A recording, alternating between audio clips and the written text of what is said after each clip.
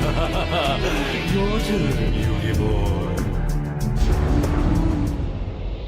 What is up, guys? This is AlintheaYoh coming at you today with a updated version of my Counter Fairy deck. Now, if you saw my Forbidden Unlimited list video, you would have seen my reaction to seeing that Card of Demise pretty much wasn't on the list at all. And it's just sparked me, obviously, to do another deck profile, an updated version of it. So there have been a couple of different changes, just tweaks here and there, and I'm really happy with it. I think it's actually a pretty strong contender. You could say any Demise decks are contenders, but you know, in this format where there's going to be a lot of different things that haven't been established just yet, Blue Eyes and all that, it's quite an interesting one to see. So without further ado, I'll stop rambling and we'll get onto it so you can see what it is like. So starting us off, we have the 3 Bountiful Artemis. No real explanations for this one.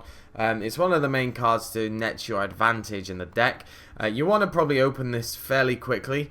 But just in general, keeping it protected, and you know, you can sacrifice it every so often if you do want to hold back on certain cards. It's down to yourself, but you know, Bountiful is just one of those cards that is absolutely amazing, and I do love it in its ultiness.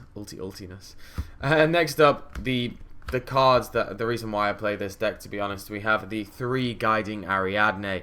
If you don't know what Guiding Ariadne does, basically any time a counter trap would be activated that you would have to pay a cost of either discarding a card or paying life points for a cost, you don't pay them. So you activate a Solemn Warning, that's a free Solemn Warning, you'd have to pay 2,000 life points, so on and so forth. So it's absolutely amazing. Important ruling for Ultimate Providence, if you didn't know, is that Providence says you have to discard a card of the type that you want to, the type of card that you want to negate. However, when you have Ariadne out, you don't have to do that, and you don't have to have a card in your hand. So it's a very important thing to note. That is 100% confirmed. That's how I've been playing it. That's how it's been ruled. I top 64 at Nationals with this under that ruling, and everything is fine. That's how the card works. So I know a lot of people challenge me on that ruling, and it's like, no, it's seriously, that's how it works, and that's why it's so good. So Ariadne at 3 is an absolute no-brainer. Next up, we have the 1 Luster Pendulum, the Draco Slayer. This is just in here for the Ariadne combos. I've completely cut down on the Pendulum engine. These are the only Pendulum cards you will see, simply because I just didn't really get the kind of interaction with the Pendulum cards as much. They just caused more clogging than I thought they would. And yeah, taking them out, I'm quite glad that has happened. Next up, a newly semi-limited card, but also really sad because I only have 1 rarity of it. We have Thunder King Ryo. Now I know, ulti in common, right? AlintheaYoh, you're slipping. Well, I didn't expect Thunder King to come back, if I'm completely honest, so that's why. But I do need to pick up a 2nd and 3rd ulti now, because I'm pretty sure it's going to go to 3 in the next list. So Thunder King adds a lovely element of protection in this deck. It adds a stun that your opponent can really struggle with at times. You know, it really hurts Burning Abyss if they need to do their searches. You play this like mid-early game, it's actually pretty good. And the fact that with Thunder King you've got all of your back row too, you're playing Demise and all these cards, it's actually really good. So I absolutely love Thunder King in this build, and yeah, I have my ulti on the way, so that'll be good.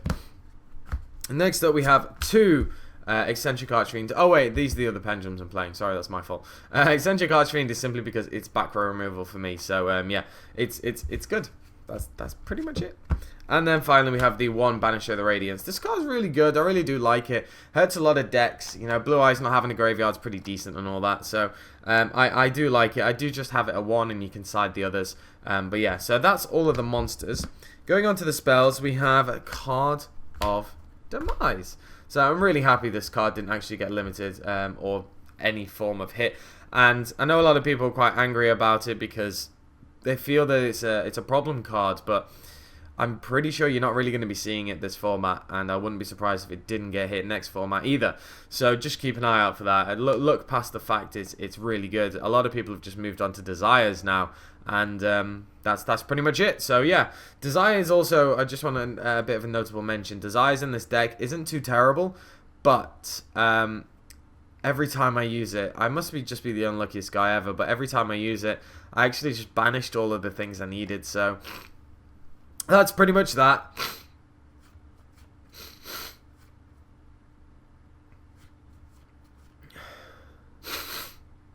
So with Card of Demise, obviously you play it at 3. There's no question about it. There's no other ifs and buts. So yeah. Next up we have the 3 Pot of Duality. Obviously this is stopped by my own Thunder King, but you know it's fine.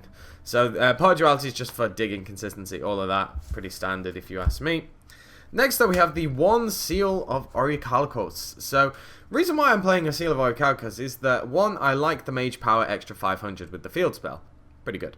2, if I have like 2, for example, if I have a Bountiful Artemis and a Banish of the Radiance, because they're both 1600, they can't be attacked if I have 2 Guiding Ariadnes, so on and so forth. So that's pretty decent. It also doesn't die the first time someone tries to destroy it, and even though I can't go into the extra deck when it's on the field, it's not that terrible because I hardly ever go into it anyway. So Seal of Orichalcos is nice because it does give you that extra 500 boost.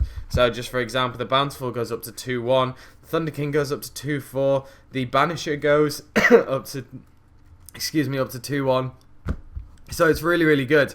So the Seal of Orichalcos is absolutely amazing, and I really do like it in the deck. Next up, the equips. You have 1 Mage Power and 1 Moon Mirror Shield. Still contemplating and testing with these. I really do like Mage Power. I might actually just take the dive and put it up to 2 because it is a really good card. But Moon Mirror Shield just adds a certain amount of power and certain amount of, what is the word I am looking for? A certain ability, simply because it means that I know I'm going to be getting over a monster. With Mage Power, you have a bit of a, you know, am I going to get over it or not? It depends on if I have a lot of back row. So these cards are just great, and I think I might bump it up more. And then finally, the 1 Upstart Goblin. Consistency is a thing. So going on to the traps, obviously the biggest lineup. We have 3 Ultimate Providence. Ultimate Providence is absolutely amazing. Best card in the deck. Negate anything for free. It's a pretty good effect. So you play it at 3, and I said earlier with the ruling, so don't forget that. Next up we have the 2016 Solemn Brigade. We have the Solemn Warning with the 3 Solemn Strikes. Didn't get hit on the list, didn't think it would, simply because I had a feeling they'd be in the Megatins, which it has been confirmed that they are coming out this week. So yeah, there's that. And again, I don't really say too much about them. They're absolutely amazing, and especially with Ariadne, you're just destroying your opponent and making them cry. Next up we have 3 Drastic Drop Off. Again, one of the most underrated cards in this deck. If you didn't see my stream at Nationals, when I was playing against the Monarch player, I drastic dropped off his Twin Twister when I had back row. I've drastic dropped off so many important cards for people, it's just unbelievable. So I absolutely love this card, and also it's a free net plus with when you go with Ariadne. So sorry, not Ariadne, with Bountiful Artemis. So you know, it's a pretty good card. So I do like it.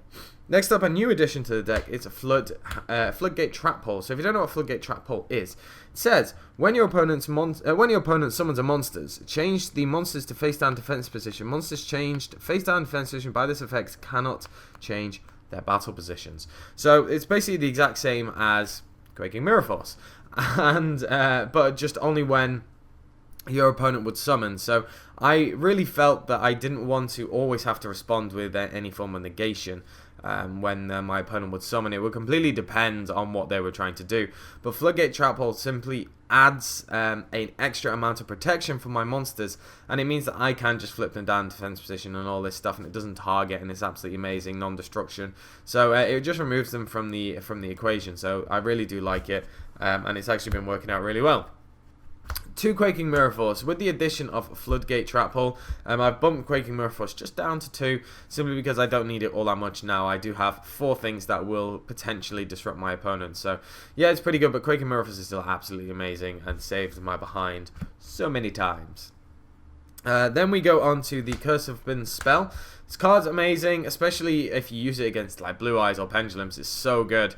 Just being able to, for example, if you hit like the Return of the Dragon Lords against Blue Eyes, that's absolutely incredible. You hit any of their draw cards or absolutely anything like that, so good. And there's nothing better than using Curse of Bin spell on a Pot of Desire. So banish those 10 cards, and then yeah, I'm just going to negate it. So it's really good, and I do like it. And then finally we have the 2 Chaos Trap Holes. You know, there are still a lot of Light and Darks running around in this game, and Blue Eyes is obviously one of them, so makes sense to have them. So we'll go on to the extra deck now.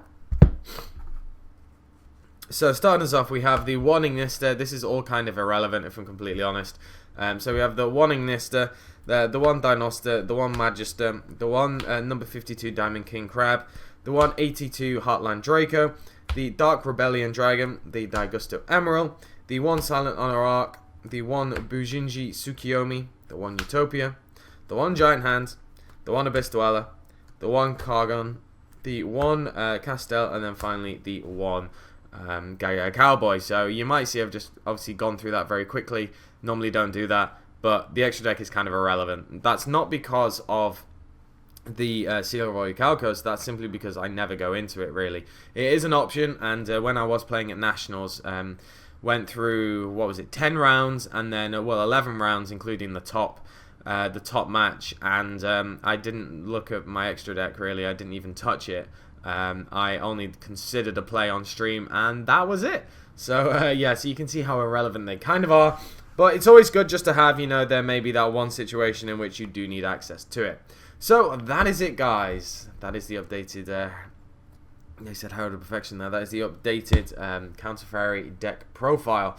It's a lot of fun deck. I really do love it. I know a lot of people don't like it, but I do love it. And I know a lot of people are actually asking me for an updated version of it. So there you go, guys. As I said, I will do it after the list. And here it is. It's the first deck profile I'm putting live out of my ridiculous amount that I have planned. So yeah, that is it, guys. So let me know down in the comment section below what you think of the deck. Make sure to leave me a like, comment, subscribe. And I shall catch you guys later.